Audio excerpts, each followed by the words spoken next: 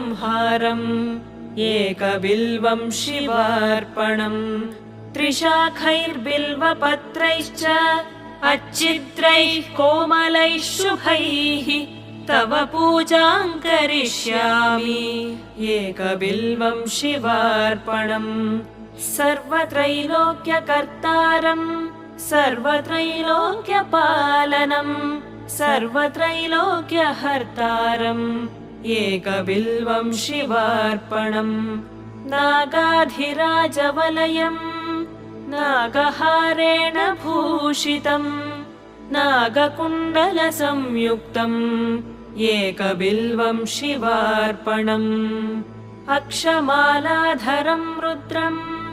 पार्वतीप्रियवल्लभम् चन्द्रशेखरमीशानम् एकबिल्वं शिवार्पणम्